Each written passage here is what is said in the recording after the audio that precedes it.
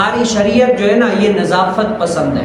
ہماری شریعت نظافت پسند ہے کہ جو چیز لوگوں میں معیوب سمجھی جاتی ہے نا تو شریعت بھی اس سے بچنے کا حکم دیتی ہے کہ اس کام سے بچنے میں بہتری ہے تمہارے لیے. اسی لیے شریعت بھی کیا ہے نظافت پسند کرتی ہے. لوگ ایسے ہوتے تھے جو قبلے کی جانب منہ کر کے تھوکتے تھے. کیا کرتے تھے؟ تھوکتے تھے. تو نبی کریم صلی اللہ علیہ وسلم نے اپنی احادیث مبارکہ میں اس قبلے کی طرف تھوکنے سے منع فرما دیا. حضرت انس بن مالک رضی اللہ تعالی عنہ سے روایت ہے کہ نبی کریم صلی اللہ علیہ وسلم نے قبلے میں رینٹ دیکھی. یہ نبی کریم صلی اللہ علیہ وسلم کو شاک ہوا اتنا کہ اس کا اثر روئے انور پر دیکھا گیا. نبی کریم صلی اللہ علیہ وسلم کھڑے ہوئے اور اسے اپنے ہاتھ سے کھرس دیا. پھر فرمایا کہ جب تم نماز کے لیے کھڑے ہوتے ہو تو اپنے رب سے مناجات کرتے ہو یہ فرما کے کہ بے شک اس کا رب اس کے اور اس کے قبلے کے مابین درمیان ہے. اسی لیے کوئی قبلے کی جانب ہرگز نہ تھوکے. اپنی بائیں جانب تھوکے یا اپنے پاؤں کے نیچے. اس کے بعد نبی کریم صلی اللہ علیہ وسلم نے اپنی چادر کا کنارہ لیا اور اس میں تھوکا. پھر باس کو باس پر مل دیا. پھر فرمایا کہ یا اس طرح کر لو.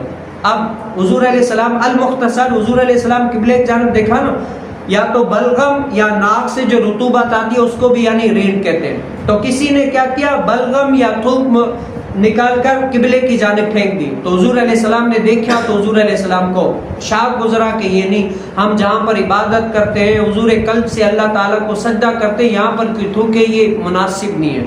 حضور علیہ السلام کھڑے ہوئے اس کو خرچ کر نکال دیا. اور پھر حضور علیہ السلام نے فرمایا کہ یہاں پر اللہ کی عبادت کی جگہ ہے. کیا ہے؟ یہاں پر رب کی عبادت کی جاتی ہے, رب کو منایا جاتا ہے, سجدہ کیا جاتا ہے. یہ اللہ کا گھر ہے. یہاں پر تھوکنا اور بلغم وغیرہ جو بھی ہے اس کو نکالنے کی اجازت نہیں ہے, تم نہیں نکالو.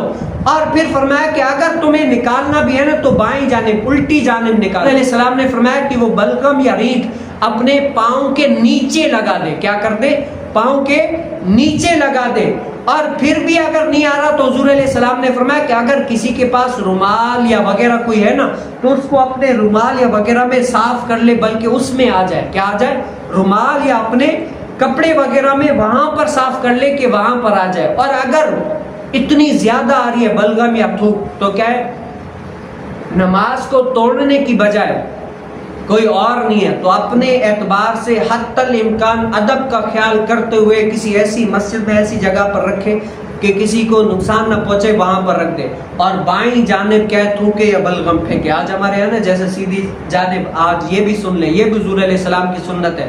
ہم بلغم پھینکتے ہیں یا تھوک پھینکتے ہیں یا ناک سے رطوبت پھینکتے ہیں. آپ نے دیکھا ہوگا الغرض ہمارے یہاں نکال کے کیا کرتے ہیں یوں سیدھی جانب پھینکتے ہیں.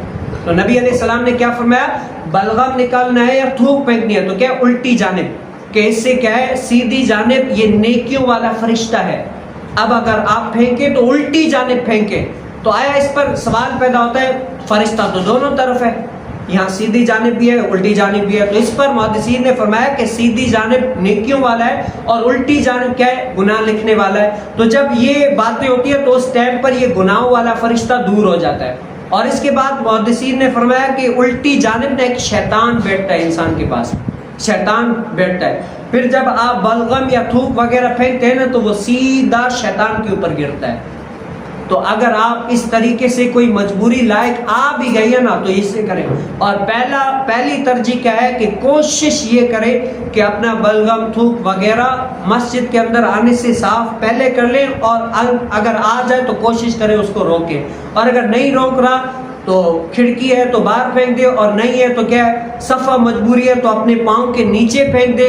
اور اس کے بعد نہیں ہے اگر رومال ہے تو اس میں صاف کر لیں. تو اللہ تعالیٰ مجھے اور آپ کو بھی نبی کریم صلی اللہ علیہ وسلم کی اس سنت کو بھی ادا کرنے کی توفیق نصیب فرمائے.